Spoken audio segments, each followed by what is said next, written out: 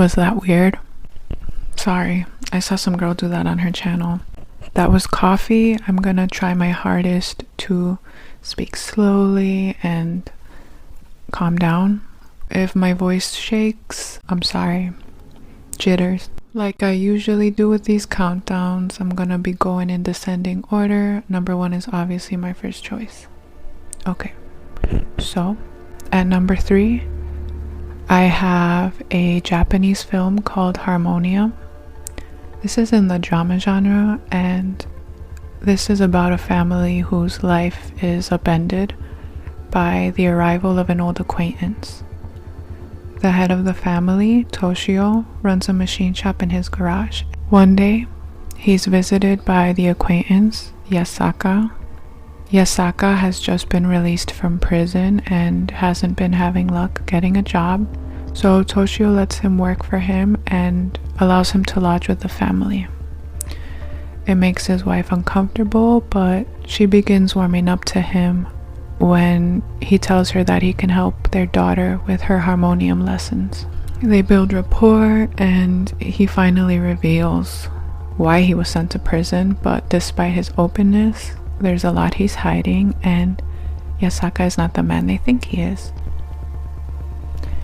This one's a slow burner with an obvious low budget, but I think the atmosphere is really good. I've said this before, but Japan really knows how to capture bleakness in cinema for many reasons, and I think this is because they're generally very spiritual. They have this deep appreciation and respect for certain things. Yeah, and this movie's really clever for a lot of reasons, but the thing that stood out to me the most was how the director used foreshadowing. Like, when I realized why this image is significant, it really freaked me out. This movie is also dark in a way that feels paranormal. There are things like trauma-induced hallucinations and very bizarre coincidences, and kind of makes it seem like the family is cursed. It's like there's this weird oppressive aura around them. I'd love to rewatch this in a few years and discover new subtleties, because I'm sure I missed a few. But yeah, you have to pay close attention to this one. The second movie I'll be discussing is not an easy watch at all. It's a hidden gem from 1986 called In a Glass Cage. This one's a cross between horror and drama, and it's from Spain. The plot is very loosely based on Gilles de Rais. Gilles de Rais was a medieval French knight who was accused of murdering over 100 young boys. So this story follows a former Nazi, Klaus, who is dependent on an iron lung after a failed self-deletion attempt. The caretaking is too much for his wife and their maid, so she seeks out a live-in nurse. A young man named Angelo arrives.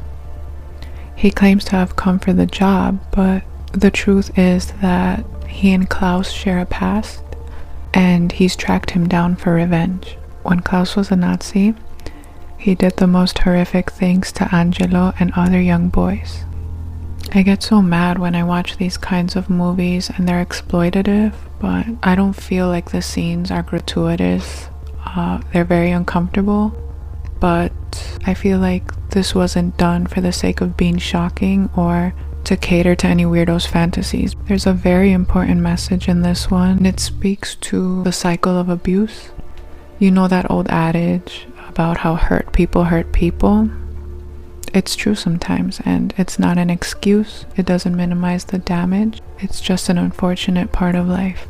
Everything about this movie is really haunting. The score is amazing. It was done by Javier Navarrete, and he's done the scores for Pan's Labyrinth and The Devil's Backbone, two other great movies. You should watch them. The color scheme is bathed in blue, and everything just feels like the most depressing nightmare ever. My words aren't doing this movie justice. You have to watch it. I didn't interpret the ending too literally. Instead, I saw it through the frame of a child's imagination in response to extreme trauma. This movie, you guys, like, I've never seen anything like this. So fucked up. I just sat there like a dumbass staring at the credits. The final movie, which is my #1 choice, is called Eye of God. It's an indie film from the 90s and it's in the crime drama genre. And it depicts two intersecting lives through a non-linear narrative. In a small Oklahoma town, a boy is found by the lake, bloodied and too stunned to speak. He's questioned by police and he leads them to a woman named Ainsley Dupree and her husband Jack. Ainsley met her husband through one of those pen pal programs for inmates. She had never met him before his release, but they get married shortly after. Jack is a manipulative sociopath who tells her everything she wants to hear except the truth. I'd say that this is probably the most depressing of the three.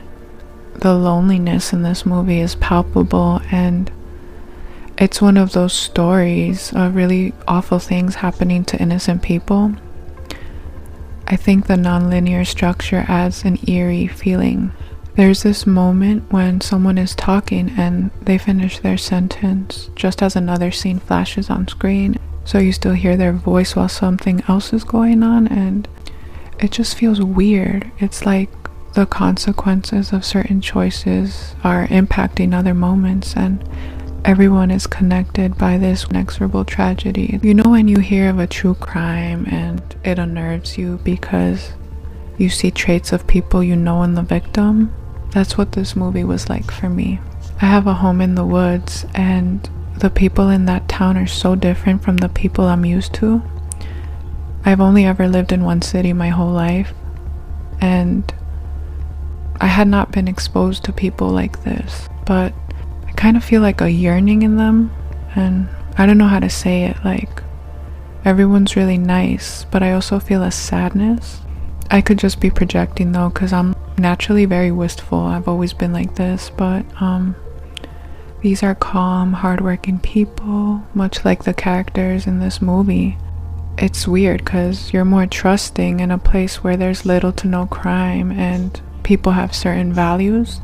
So yeah, the way the final scene just gradually fades to black after the conversation that takes place is just, maybe I sound dramatic, I don't know, but I talk about how movies make me feel. So these movies fucked me up and I highly recommend them.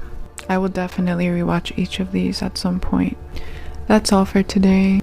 Sorry if this video wasn't elaborate enough. I hope I at least relaxed you. Okay, till next time.